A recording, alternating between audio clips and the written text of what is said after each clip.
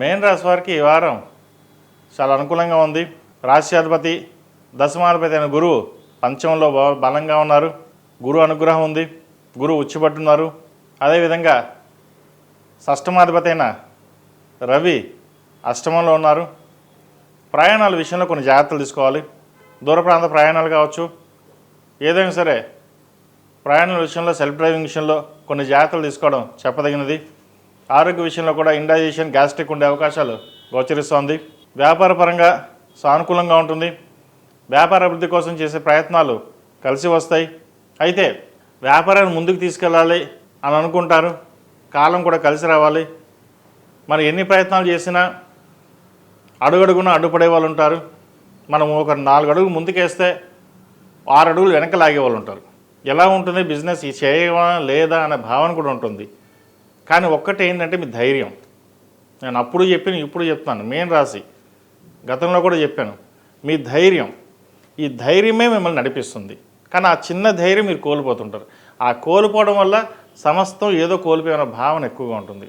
మన చుట్టూ ఉన్న వాళ్ళు, మన బంధువులు కావచ్చు, వ్యాపారంలో ఉన్న అందరూ అవి మనకి ఏదో దూరం అయిపోయాం, మనం ఇదైపోయాం అన్న భావన ఏర్పడుతుంది. ప్రతిదీ మనసుకు తీసుకోకుండా మీ వరకు మీరు కష్టపడి ముందుకు వెళ్ళడం చెప్పదగినది.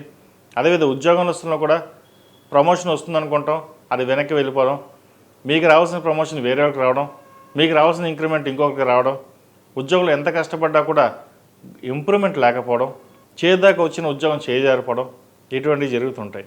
ఇది తాత్కాలికమే. గతంలో కొన్న ఇబ్బందుల కంటే ఇబ్బంది పడ్డారు, ఇప్పుడు అంతవరకు అవసరం లేదు. గురువు అనుగ్రహం బాగుంది, చక్కగా ఉంది. ఏదైనా సరే రాశ్యాధిపతి పంచంలో ఉండడం వల్ల కొన్ని కార్యక్రమాలు శుభ కార్యక్రమాలు అవుతాయి. ముఖ్యంగా వివాహ సంబంధించిన విషయ వ్యవహారాలు ఎప్పటి నుంచో వివాహం కాకుండా ఆగుతున్నాయి, వివాహం సంబంధాలు కుదరట్లేదు, వాళ్ళకి మంచి సంబంధం కుదురుతుంది.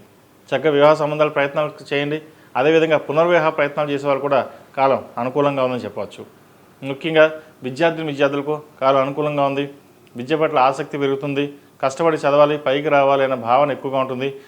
ప్రభుత్వ సంబంధించిన పరీక్షలు ప్రిపేర్ అవుతున్న వారికి చక్కగా ప్రిపేర్ అవ్వండి. ప్రభుత్వ ఉద్యోగం వచ్చే అవకాశం లేకపోలేదు.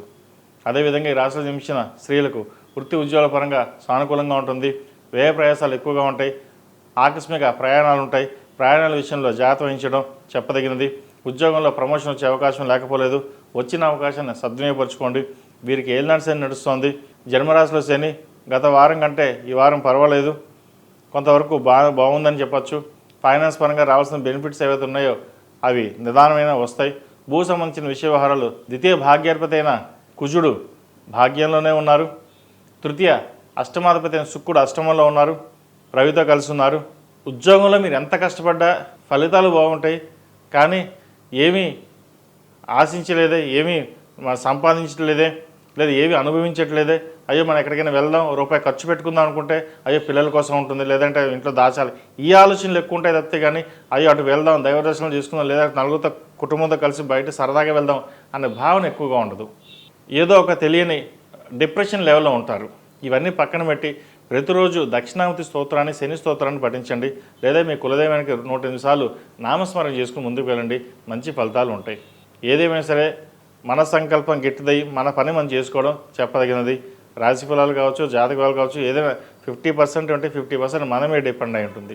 మన సంకల్పం, ఇందాక మీకు చెప్పినట్టుగా మీ ధైర్యం, ఈ ధైర్యం కనుక ముందు ఉంటే ఇవన్నీ మీ తోడు ఉంటాయి. అదే ధైర్యం మనకి లేకపోతే ఇవన్నీ ఏవీ రావు మనకి.